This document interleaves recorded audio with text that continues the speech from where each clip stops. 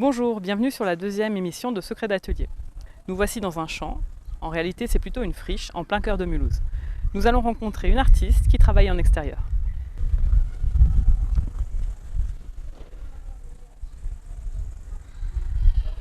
C'est très étendu et on se croirait vraiment ailleurs. L'artiste va aussi nous emmener dans son univers personnel et nous allons à sa rencontre.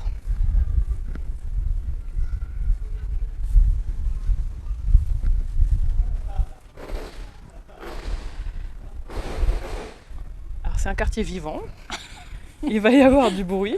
Bonjour Sylvie, Bonjour Marina, tu vas bien? ça va bien, oui. Bon, ravie de te voir en pleine action. Merci de venir voir mon travail. C'est un plaisir.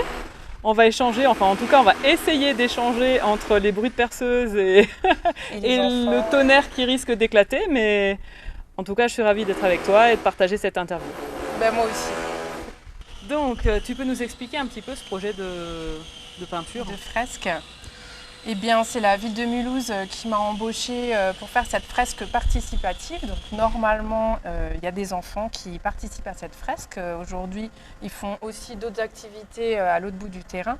Parce qu'en fait, ici, l'idée, c'est de proposer aux enfants des activités autour de la nature pendant le mois de juillet et pendant le mois d'août.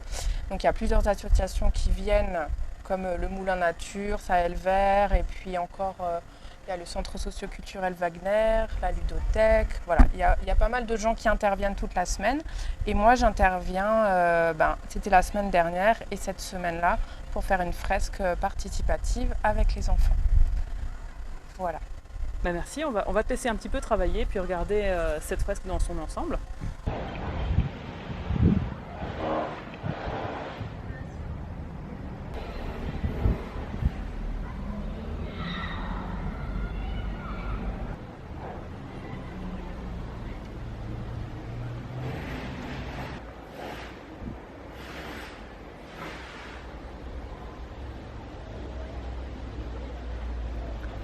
Alors Sylvie, moi j'ai parlé de peinture, toi tu as parlé de fresque, est-ce qu'on pourrait parler de graphe?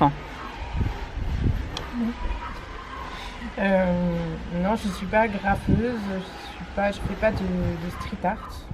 Enfin, j'en ai jamais fait, c'est juste que moi je dessine et puis selon les commandes que j'ai, ça s'adapte au support. Donc j'ai fait quelques fresques, mais je fais pas du tout de street art parce que pour moi le street art c'est d'intervenir spontanément dans la rue, c'est de dialoguer avec l'espace urbain, c'est un engagé qui a un message à délivrer et moi je ne me considère pas du tout comme une street artiste. Par contre j'adore faire de la peinture sur les murs. Voilà. Et quand tu parlais justement de travail engagé, toi, est-ce que tu as un message ou est-ce que c'est uniquement décoratif ou... J'ai pas particulièrement de message. Alors oui, c'est vraiment décoratif, ça, parce que c'est assez ornemental. Je fais des choses beaucoup dans le végétal, donc forcément, je travaille beaucoup le motif. Après, le message, il vient tout seul parce que voilà, je travaille les végétaux, la faune, la flore, et donc bien sûr que c'est d'actualité. Et pour moi, voilà, la forêt, c'est très important.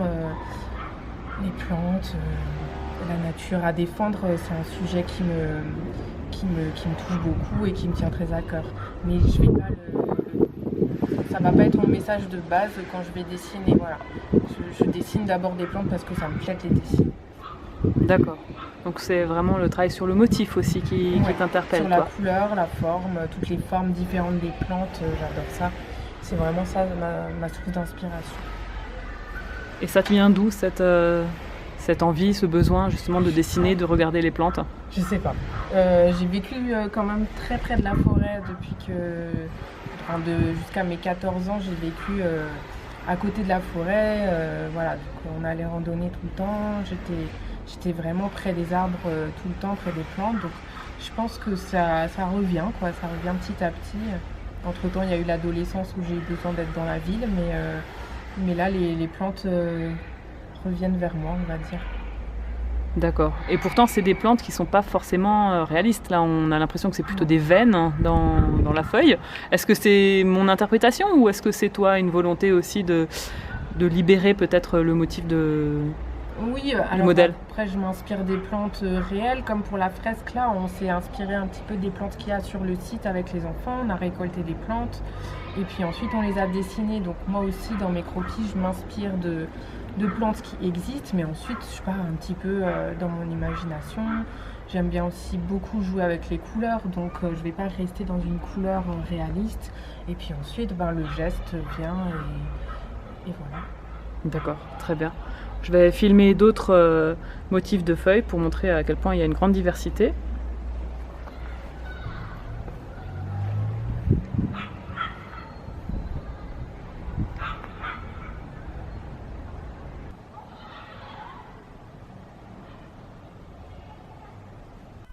Sylvie, tu nous as dit que tu avais réalisé différentes fresques. Est-ce que c'est ton activité principale? Non, pas encore. J'aimerais bien. En tout cas, j'adore faire des fresques.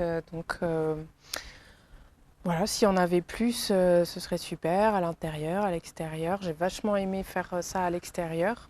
C'est un peu mon petit terrain de jeu. Mais non, c'est pas encore mon activité principale. Enfin, après, j'aime bien dessiner sur tout support. En fait, mon activité principale, c'est de dessiner, c'est de peindre. Et puis ensuite, voilà, le support, il varie selon les commandes, selon les rencontres que je fais, selon les gens avec qui je travaille. Donc je dessine sur plein de supports différents, en fait. On a l'impression que tu es dans la jungle. C'est quand même un très bel effet et c'est vrai que tu joues aussi sur le rapport d'échelle, non? Oui, là, j'avais envie vraiment de faire des plantes géantes. C'était le projet. En fait, j'avais eu cette idée pour un autre projet de fresque qui s'est pas fait, donc il y a quelques mois. Et voilà, en fait, je pense que ce projet de plantes géantes, il devait se faire sur ce mur qui est venu après. Voilà. J'avais vraiment envie de faire... qu'on s'immerge dedans. De toute façon, c'est ce que je ressens quand je fais une fresque, hein.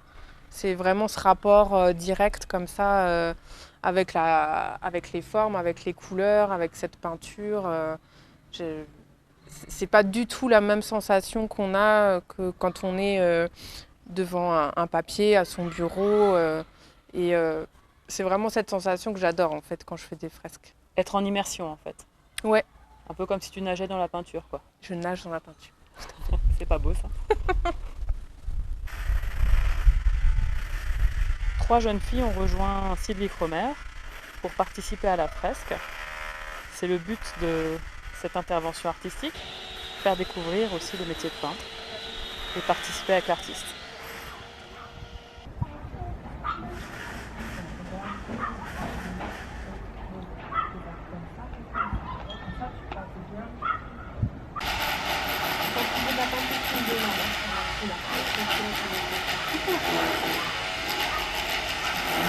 Ça va, Médine ? Ça va.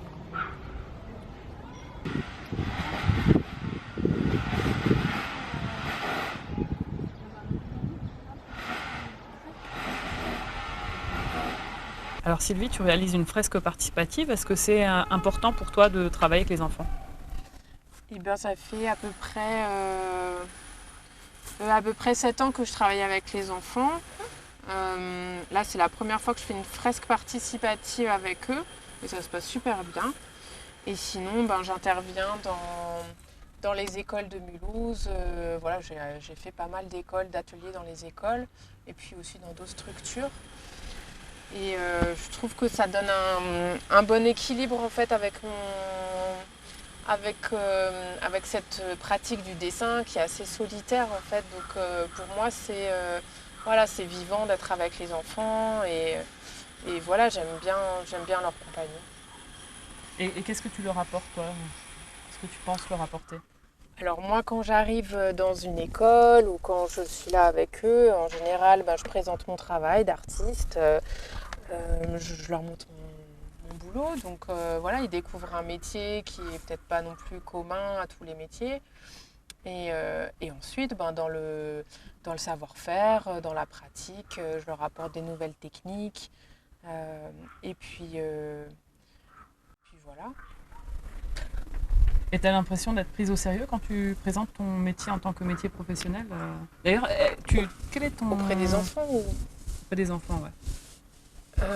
Oui, ouais. Ils sont assez curieux hein, de tout ce que j'utilise comme outil, comme médium. Voilà, j'ai aussi illustré 2 livres pour enfants, donc souvent j'amène les livres, j'amène les originaux, on discute beaucoup autour de ça, non, ils sont vraiment curieux. Et ouais, non, je crois que ça leur pose pas de problème que ce soit un vrai métier d'être dessinatrice. Est-ce que tu as déjà eu comme ça un ressenti où tu avais l'impression que ce soit un faux métier ou non? Oui, on l'a tous ressenti à un moment donné quand on vous pose la question est-ce que tu en vis Alors, ça n'a pas toujours été le cas, hein, mais là, je peux dire que j'en vis. Donc, je suis assez contente. Mais bien sûr qu'on n'est pas toujours pris au sérieux dans ce travail. Faut qu'on assume nous-mêmes déjà le fait de vouloir être artiste et de plus douter de nous-mêmes pour vraiment se concentrer sur notre création et qu'on se dise bon ben voilà, maintenant je vis de ça, j'ai décidé que ça c'était mon métier, je suis à ma place et voilà, mais c'est tout un processus qui est assez long. D'accord. Donc en fait, ce que tu dis, c'est qu'il faut assumer déjà sa position, quoi. Ouais, je pense que c'est un travail avec soi-même aussi. Ouais.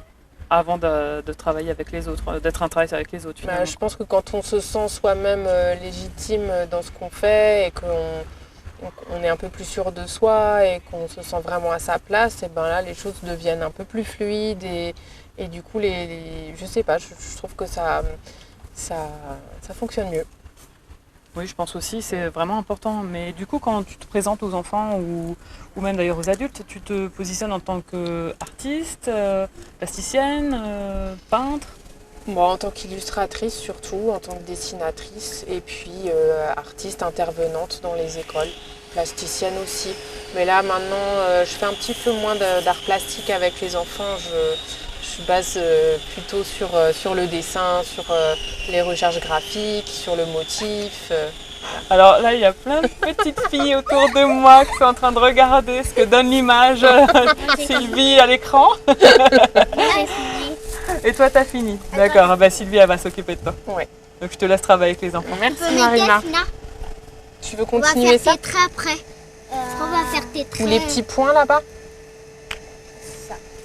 Alors Sylvie, je t'observe depuis quelque temps là en train de donner des conseils aux enfants. Est-ce que... Enfin, déjà, j'aimerais te dire que c'est très émouvant de vous voir tous travailler ensemble. Et j'aurais voulu savoir si cette idée de collectif était importante pour toi.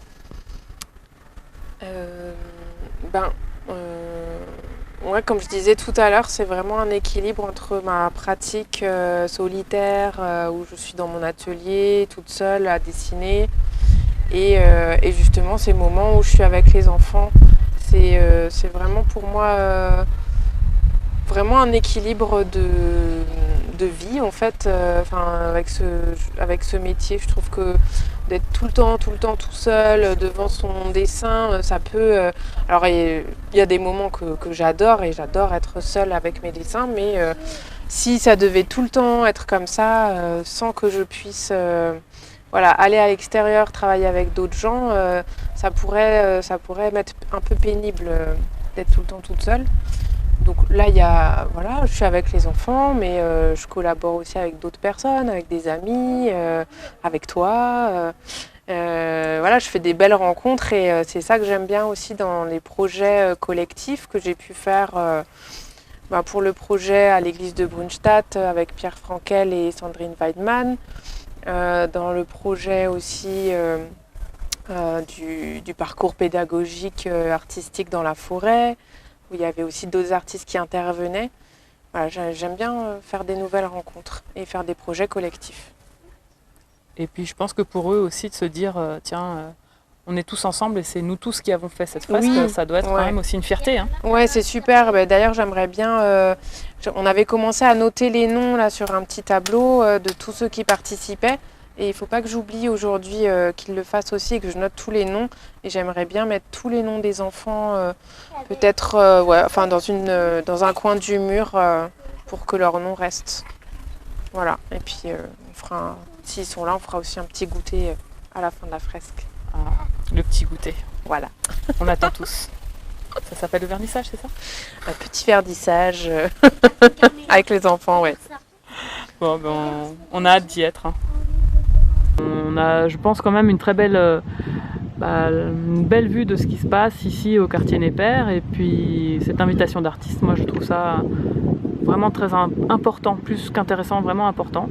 Ça apporte de la vie, mais aussi une ouverture sur un métier et puis sur d'autres univers. Je te remercie beaucoup pour cette interview, Sylvie. Merci à toi, Marina. Durant tout le mois d'août, vous pourrez découvrir de nombreuses autres activités dans le cadre du projet Mon été à Népère. Il a été possible grâce à des instances participatives locales avec des associations intervenant sur le quartier. Nous souhaitons un bel avenir à ce projet participatif. Merci à tous les acteurs du projet. N'hésitez pas à vous abonner sur ma chaîne YouTube Secrets d'Atelier ou retrouvez-moi sur Facebook, sur ma page professionnelle Les Cervelets.